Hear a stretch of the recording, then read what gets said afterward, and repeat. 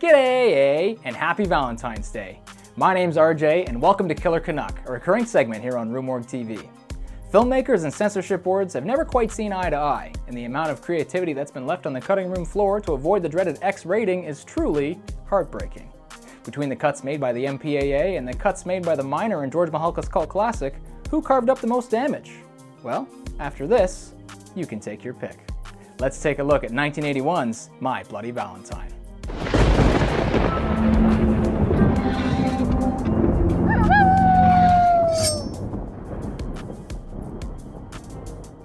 During the tax shelter era, getting a distribution deal was apparently fairly easy. Director George Mihalka was able to get an international deal done with Paramount for just his first feature with Cinepix. Paramount had just made money hand over fist with Friday the 13th, and Friday 2 was already on its way. They just had a few caveats. The kills had to be creative, not simple stabbings. It had to be ready by February 14th, 1981, and it had to be so bloody that it made Friday the 13th look like a Sunday school picnic. Mihalka emigrated from Hungary in the early 60s with his sister and lived in Quebec. He got a degree in English Lit and taught high school. He eventually took some courses in fine arts and filmmaking where he met Rodney Gibbons. They became fast friends and shot a few shorts together. Through these, they were able to get in touch with John Dunning and Andre Link at Cinepix, seen previously on the channel as the Nudie Cutie producers who helped get David Cronenberg's career off and running in the mid-70s. At this time, Stephen Miller, a theater owner and producer working out of Montreal, had approached Cinepix with a treatment that he had titled The Secret. Planning for the film they had initially set up for Mihalka and Gibbons had fallen through, so Dunning and Link offered them this new project. The pair agreed, and Cinepix hired writer John Baird to turn the treatment into a screenplay. Considering the majority of the film takes place in a mine, Mihalka started scouting places across Canada that could provide them with what they needed. He found Sydney Mines, a small town just north of North Sydney in Cape Breton, Nova Scotia. The town had shut down their mine, called Princess Mines, in 1975 for safety reasons, and were planning on turning it into a tourist attraction and mining museum similar to the one in Glace Bay. It was perfect as is, and the town agreed to let Mihalka shoot there. So he left to begin casting out of Toronto, Montreal, and Vancouver. The enthusiastic townsfolk of Sydney Mines were so excited to have a movie shooting in their little town that they spent the better part of the next 2 weeks gussying up the mine that Mihalka and co had just approved. They gave it a fresh coat of paint, cleaned it up, and they even decorated it with fresh flowers. Well, when art director Veronica Hadfield arrived and saw the mine in such a cleaned up state, the first thing she did was hire every available scenic painter from Montreal and Toronto to come and undo the town's work, chewing up almost $50,000 of the crew's budget before shooting had even begun. My Bloody Valentine takes place in Valentine's Bluffs, the little town with the big heart, a blue-collar working town whose premier export comes from the Hanniger mine. An extremely Dutch cold open sees two miners walking through their place of employment. But don't get too comfortable, we're in the tax shelter era, so it's time for some gratuity. Some suggestive hose grabbing, followed by some pushing and shoving, punctures its way through to our title card. Mihalka said he based this opening scene on BDSM, which wasn't as commonplace at the time as it is now. The following day at the same mine, the day shift ends and everyone heads up to shower. Everyone's hearts are all a-twitter in anticipation of the upcoming Valentine's Day dance, because if there's something people in this town love, it's Valentine's Day. Oh boy, does this town ever dig Valentine's Day. Alright! Everyone is in such a good mood that you would never know that they were being filmed in cold water. Almost everything about the Hanniger mine is authentic because they were shooting in an actual mine. There were some scenes where the crew had to construct sets for practical reasons, one of which being the opening and a few others which I'll get to, but the inner workings were all real. The elevators, the mine carts, the rock face, these showers were all as is inside the mine, which is why there is no shower heads, just these sharp cinched pipes. Production actually had to use fog machines on the floor to make it look like the room was steaming up. The Lunch Pail Legion ascends from the depths and peels out of the mine's gravel lot while some slapping banjo takes us through establishing shots of Cape Breton. These shots of the Hanniger mine feature the real Princess Mine, not another building or set. They head to the community center where the local youth / soon-to-be prey are decorating for the dance. There's couples Hollis and Patty, played by Sault Ste. Marie's Keith Knight and Toronto's Cynthia Dale, John and Sylvia, played by Rob Stein and Helen Udy, Mike and Harriet, played by Thomas Kovacs and Terry Waterland, and Axel and Sarah, played by Montreal's Neil Affleck and Victoria's Laurie Hallier. Also featured are funny man Howard, played by cast favorite Alf Humphreys, and Dave, played by Carl Marat. This is my date, Chief. TJ Hanniger, the son of the mayor, played by Paul Kelman, has returned home with his tail between his legs after a failed attempt to make it out west. If the constant chirps from his fellow miners weren't enough, his old flame Sarah is now going steady with his former best mate Axel. This idea of leaving a small town in Canada for greener pastures was a common theme in Canadian filmmaking in the 70s and 80s, popularized by William Fruit's seminal film Going Down the Road from 1970. The Canadian Out West doesn't necessarily refer to trying to make it in Hollywood like many consider it to mean in the States. It's actually more likely that TJ was out looking for a job in oil in the prairies. During the writing of this script, actor Paul Kelman sadly passed away from health complications just a few weeks shy of Valentine's Day, and he will be sorely missed by horror fans. Mayor Hanniger arrives at the community center with Chief Jake Newby, played by Cree actor Don Franks, and Mabel, played by Regina's Patricia Hamilton. After some clowning around, Howard hands the mayor a heart-shaped box that was left there for him. He leaves, and everyone goes back to decorating for the dance. The crew made all the decorations and even painted all the storefronts in town. Mihalka made sure to hire as many locals as he could in as many different departments as he could to help the financially strapped town.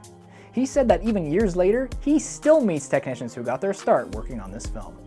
The mayor and police chief head back into town. The mayor opens his Valentine's gift and reads out an amateur poetic warning. From the heart comes a warning filled with bloody good cheer. Remember what happened as the 14th draws near. Before opening the box and discovering a bloody human heart. They decide to bring the heart to the mortician and the two turn around. This dog was absolutely not scripted and luckily wasn't struck by the truck as it pulled away. That night at The Cage, the local bar, the youth blow off some steam with some nice cold bottles of Moosehead Lager. Hollis and Axel do their best Lance Henriksen and Bill Paxton impressions over a game of Five Finger Filet, while our Harbinger bartender Happy regales them with the history of Harry Warden. 20 years ago on Valentine's Day, 5 miners were left behind in the Hanniger mine after a methane explosion trapped them underground. Their 2 supervisors had clocked out to go to the dance at the community center. I'm telling you, these guys love Valentine's Day. All right! It took 6 weeks for the miners to dig through the cave-in, and there was 1 man found alive. Warden had survived by eating the bodies of his dead co-workers and had been driven mad by the isolation. He spent 1 year in the state mental hospital, and then a year later on Valentine's Day, he tracked down the supervisors that had left him for dead and murdered them both with his pickaxe. He carved out both of their hearts and left them in chocolate boxes at the dance, along with a warning to never host a Valentine's Day dance again. Over at the police station, there's some Canadian anatomy classes in session. Well, it's a human heart, all right. They examine the heart and talk about Harry Warden. He was incarcerated at Eastville Penitentiary 20 years ago, but now they're not so sure. It looks like Harry Warden's back in town. Over at the laundromat, Mabel is getting ready to wash a few clothes. The laundromat is, of course, decorated for the holiday. Guys, this town really loves Valentine's Day. A Black Christmas-inspired POV sees a gloved hand deliver a heart-shaped box while she's out of the room. Anna reads a note that says, "Hey, wait, I've got a new complaint," before the masked stranger from the cold open lumbers out, chasing her through the establishment.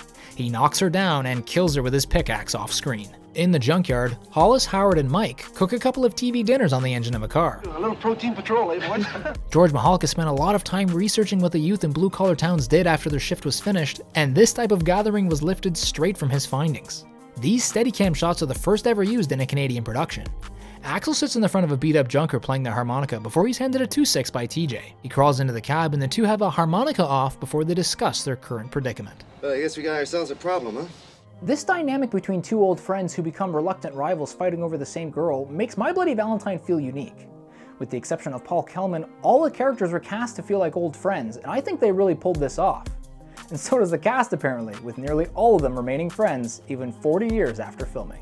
Chief Newby calls Eastfield and asks about Harry Warden. The lady on the other end says that she has no record of him being there or having ever been there. Meanwhile, Sarah and Patty discuss romance options and potential foreshadowing. I may not get out alive. Newby heads to the laundromat looking for Mabel. Mihalka told these two to play like they held a secret affection for one another, which makes this scene even harder to watch. He looks around for her, eventually finding the clothes she was washing, before her scalded and blistering body bursts out of the machine next to him. He grimaces as her body rolls around on Tumble Die Low.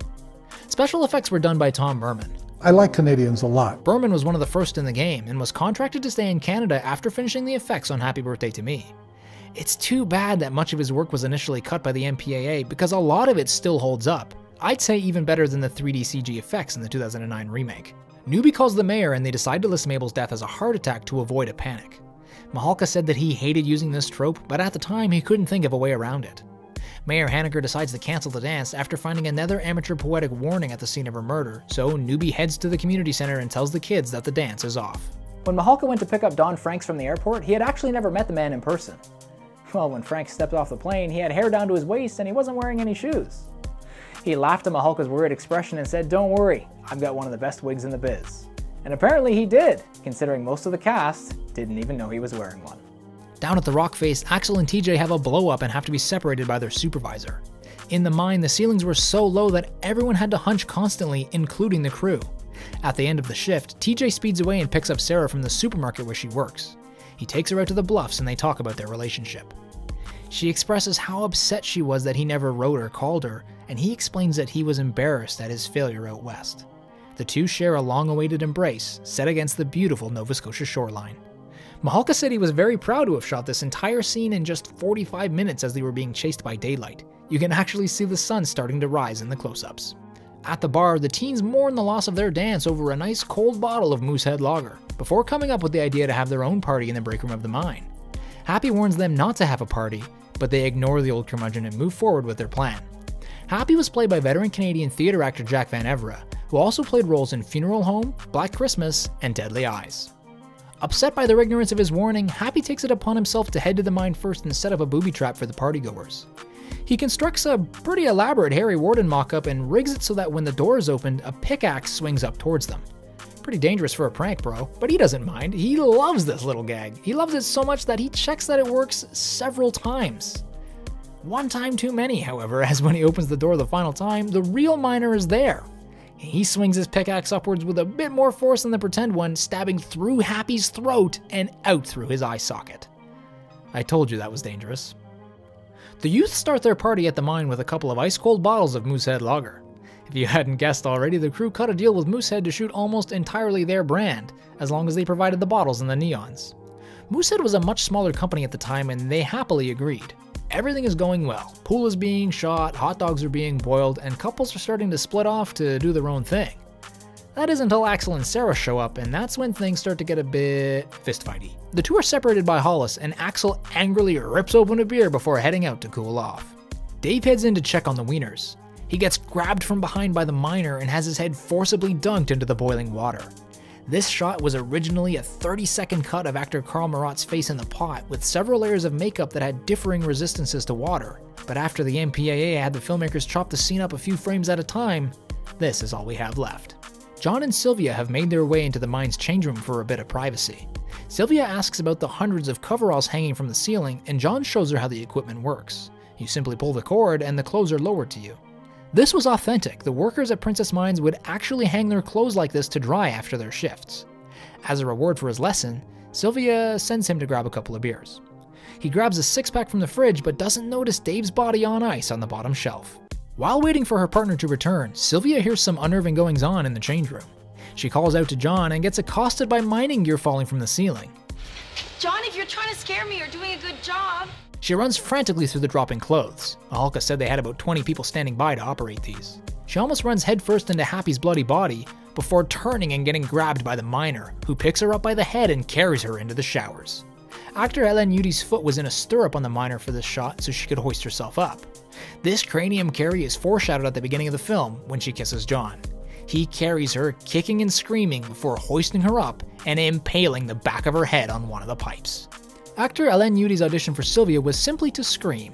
She had been in Pickup Summer for Mihalka the previous year along with Carl Marat and Thomas Kovacs, so he knew that she could act. He just needed to know that she could hit the notes in her dying moments. John returns with the bruise and discovers Sylvia's body. I've heard of hitting the showers, but I never thought the showers would hit back. There was originally footage of a cast of Udy's head with the faucet running so there was bloody water pouring out of her mouth, but much like the Weenie murder, this too was mercilessly cut down by the MPAA until only a set still remained. The costumes in My Bloody Valentine were all purchased from a local thrift store, and the cast got to choose their own wardrobe. Ellen Udy picked this pink sweater, but because it was cashmere, the blood and water wouldn't soak into the fabric. They actually had to reshoot this scene after producer John Dunning saw the rushes and told them that it wasn't bloody enough. So the crew aggressively took sandpaper to the sweater to ensure that this time, the liquids wouldn't bead. Our main gaggle of partygoers decides to take a trip down into the mine, much to TJ's disapproval. They hop in the minecarts and descend, led by Hollis. Actor Keith Knight had been a member of the Second City Improv Troupe and had made his feature film debut in the Ivan Reitman-directed Meatballs in 1979. These minecart sequences were all authentic, and it ran for about a half a mile of track, which put the cast out under the Pacific Ocean. While getting the guided tour by Hollis, Mike and Harriet decide that the calcium compound used on the walls of the coal mine are really putting them in the mood, so they separate for some privacy. Upstairs, the chocolate starfish and the hot dog flavored body are found in the freezer, and John relays that Sylvia is dead. With Axel's help, the party erupts into chaos. Harry Warden, he's here! Everybody get the fuck out! Go! Go! Go! TJ informs Axel that Sarah has descended into the mine, and they agree to head down together to rescue her, separating to cover more ground. This elevator was one of the actual elevators that miners would use to get down to the rock face. It only supported about 10 people and moved pretty slowly, so getting bodies and gear down to the set at the top and tail of every day, as well as back up for lunch, was approximately a 45-minute affair. There was so much time loss on this shoot that Mihalka ended up shooting a lot of second unit footage. He would shoot 12 plus hours, go back to the hotel, take a shower, and then head out to shoot another 3 or 4 hours with the second unit. In the mine, everyone is blissfully unaware of the rising body count. They're joking around and playing pranks on one another. Come on, you'd forget your head if it wasn't tied on with rope. They only start to get concerned when they hear the smashing of light bulbs from behind them. This shot of the miner smashing the bulbs is another time the crew used a set because they couldn't safely break bulbs in the mine. One of the major problems with shooting in the mine was simply that. It was a mine. No less than 4 times the crew had to leave because the methane buildup near the rock face was too dangerous. On top of that, lighting and shooting were also a major hassle. They couldn't use any lighting equipment that was stronger than 25 watts because of the methane. This included the miners' helmets, any practical lights in the shots, and their behind-the-scenes lighting gear. Because the mine was dark, Rodney Gibbons had to order specialty lenses and film stock because the ones they had rented weren't fast enough. To make matters worse, the high-speed film they used could only be processed at a lab in LA, so Mihalka and co. wouldn't see any of the day's rushes until nearly a week later. The frantic partygoers arrive in town and inform Chief Newby of the murders. He hops in his squad car, calls for backup, and takes off towards the mine. Down below, TJ finds the group, and then both he and Hollis break off separately to go find Mike and Harriet. Hollis makes his way into the mine's break room and finds the pair gruesomely coupled together with a mining auger. This is another instance where the MPAA demanded changes. Originally there was footage of the coital double kill that involved Mike bleeding into Harriet's moaning mouth, but the scene was chopped up so much during the numerous back and forths with the MPAA that none of it survived. The romantic double impalement from the soon-to-be-released Friday 2 would suffer much the same fate. Hollis steps away from the bodies right into the hands of the miner. Light off his helmet, he sees the killer's face. Maybe it's someone standing in a killer's place. The miner then double taps the fearless leader with a rivet gun. He staggers his way back to the group before dying of his injuries right at the feet of his girlfriend. But there's no time for anyone to mourn, as the miner makes his way towards them. Howard runs off on his own in fear, as Sarah tries to coax Patty to leave Hollis's body behind. Sarah takes the light off of Hollis, and the ladies make their way away from the miner deeper into the darkness. Actor Laurie Hallier arrived on the set about a week after everyone else. She was initially forced to decline the role because she was enrolled at the National Theatre School of Canada, and they didn't allow students to take work while they were in classes. So George Mihalka went to the school and personally asked the board of directors for their approval. The girls find Axel and shortly after find TJ. The miner has destroyed the console to the elevator, so the group begins the very tedious climb up the ladder to the surface. Water constantly dripped in the mine due to condensation from the heat rising from below. While climbing, they are jump scared by Howard's body falling from above with a noose tied around its neck. The impact of the rope snapping is so great that it actually rips Howard's head from his body, sending his lifeless corpse plummeting to the ground with a thud. This encourages everyone to go a different way. But when they pass an underground pond, which was actually a real underground pond in the mine, Axel falls through the railing off screen. A cave-in then separates TJ from the girls. The two proceed cautiously, but seeing that her boyfriend is now dead, the miner tries to pick up Patty. This jump scare was so effective that the MPAA asked Mihalka to cut it, even though the kill is actually relatively tame. Sarah escapes, and Chief Newby arrives at the mine. Sarah meets back up with TJ just in time for the miner to pick a fight. The pair try to make their escape on one of the mining carts in George Mihalka's homage to old westerns. TJ and the miner duel on board before everyone falls off the train. The killer chases them down the tunnel, flinging sparks with his pick on the way, before they clamber into a small room off the tracks for the final confrontation. TJ defends himself with a shovel as the miner swings wildly, destroying the supports around him. This room was a part of the same set as the opening. During the fight, Sarah strips the mask from the miner's face, revealing that it's not Harry Warden at all, but in fact Axel. In a wordless, internal flashback, we see Harry Warden murdering a young Axel's father, who was one of the supervisors whose negligence caused the cave-in. He carves the poor boy's father's heart out right in front of him, splattering him in his pajamas with blood in the process. During the shoot, no one in the cast knew who the killer was going to be, not even Paul Kelman or Neil Affleck. They weren't given the last 3 pages of the script until they were needed. Though Mihalka did tell them both to play as though they could be the killer, just to keep the audience guessing. Neil Affleck therefore could not have been the miner during the kill scenes, and it actually was Harry Warden actor and stuntman Peter Cowper. The cave they're in gives out because of the structural damage, collapsing on Axel and blocking him off from Sarah and TJ just as the police make their way into the room. They call out that he's still alive, and Sarah reaches for his hand under the wreckage. He grabs her wrist dramatically before we see him sawing off his own damn arm to escape. Axel cackles psychotically and runs off deeper into the belly of the mine, setting up the sequel that never came, and the movie ends as the Ballad of Harry Warden plays over the end credits. Or the legend they say on a Valentine's Day is a curse that'll live on and on. My Bloody Valentine started shooting in September of 1980 for 30 days. Despite gratuitous amounts of time lost from dangerous methane levels, elevator wait times, and even Mihalka dealing with a bout of pneumonia during the shoot, they came in on time and on budget. When the first edit was finished, it was screened for Jack Valenti, president of the MPAA, for a rating.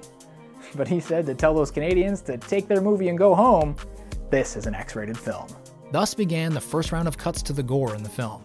Mihalka and the MPAA went back and forth with cuts no fewer than 4 times before the movie was finally granted an R rating. This was, of course, after fellow horror lover Gene Siskel had thrown his cringeworthy temper tantrum over Friday the 13th. Paramount was so afraid of the scandal surrounding the censorship that they never greenlit a sequel. Which is, of course, ironic, because everything that was cut out of the film was everything that they had asked for. My Bloody Valentine premiered strong in 1981, but didn't really do much following the holiday was exploiting. At least not until much later, when it became a cult classic and the cut footage was lovingly restored the best it could be. George Mihalka has said numerous times that he's open to making a sequel with the legacy cast members, and considering that Scream 6 just got greenlit, that might not be too far out of the realm of possibility. Until next time, I've been RJ, this has been Killer Canuck, and thanks for watching. Hey folks, RJ here. Thanks for watching this episode of Killer Canuck. Just want to give a huge thanks to the folks here at Rue Morgue for hosting this series on their channel. You can follow me on Twitter and Instagram at RealKillerCanuck. If you like the tune playing in the background, be sure to check out Prodigy on SoundCloud and over at noiserecords.com. There'll be a link in the description below. Let me know if there's a Canadian horror film that you think I should cover. Happy Valentine's Day. Until next time.